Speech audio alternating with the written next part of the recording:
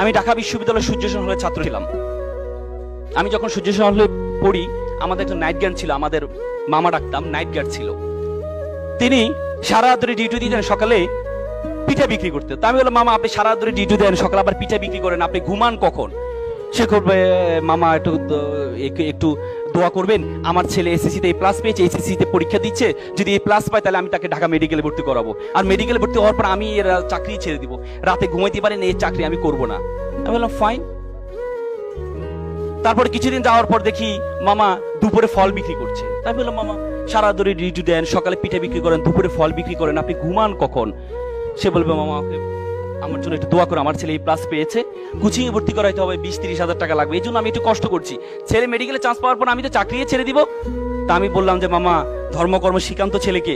বলতে, ছেলে তো আসলে ফিজিক্স কেমিস্ট্রি পড়তে তো সময় পায় না, আমার ছেলে ভালো ছেলে, আমার ছেলে আবার কোনো সমস্যা নেই, ও আবার ওইসব ঝামেলাতে নেই।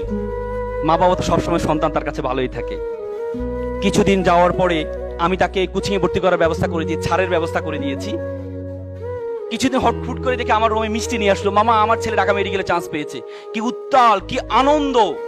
আমার লাইফে সন্তানের খুশিতে এত আনন্দ পিতামাতা হতে পারে আমি কখনো দেখিনি। মনে হচ্ছে যেন সে মেডিকেলে চান্স পেয়েছে। একদিন কিছুদিন যাওয়ার পর মামা দেখি মন খারাপ করে বসে আছে। আমি বললাম, মামা আপনার মন খারাপ কেন? আপনার ছেলে ঢাকা মেডিকেল পড়ে, আপনার জীবন আর ঠেকে কি, আপনি মন খারাপ কেন? বলছে, বাবা আমাকে ক্ষমা করবেন। কি হয়েছে মামা? বাবা আমি আর পারছি না, বাবা আমি আর পারছি না, আমার ছেলে ইয়াবা আসক্ত, প্রতিদিন বাসায় এসে, প্রতিদিন এসে শোকেজের গ্লাস ভাঙে, আলমিরার গ্লাস ভাঙে টাকার জন্য। বাবা আমি বিশ্বাস করেছিলাম আমি যখন অসুস্থ হব আমার ডাক্তার ছেলে আমাকে সুস্থ করবে, আজকে আমি সুস্থ মানুষকে আমার ছেলে অসুস্থ বানিয়ে দিচ্ছে। এমন ডাক্তার ছেলে তো আমি চাইনি। আমার ছেলে যদি দিন মজুর হতো, আমার ভাইয়ের ছেলে দিন মজুর, সারাদিন কাজ করে এসে মা বাবার সাথে একসাথে খাওয়া দাওয়া করে, এমন ডাক্তার ছেলে তো আমি চাইনি, এমন অসভ্য ছেলে তো আমি চাইনি।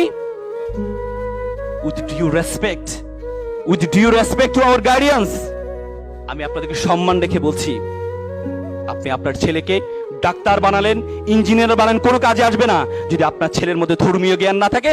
এই ছেলে ভয়ঙ্কর আকার ধারণ করবে, ভয়ঙ্কর আকার ধারণ করবে।